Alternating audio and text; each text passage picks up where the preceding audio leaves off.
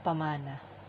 Ang kabanata sa bawat talata ng tula, isang malakas na alon ang tumangay sa sariling talinghaga.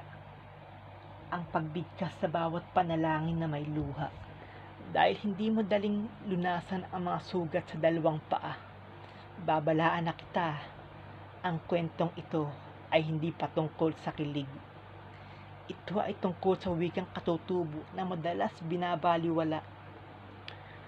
Wikang sa tingin ng iba ay wala ng halaga, kaya hindi nila iniibig. Sinabihan na kita. Ngayon, pakinggan mo naman ang mensahe kong dala. Ang pamana ng mga katutubong ninuno, kailanman ay hindi mabubura.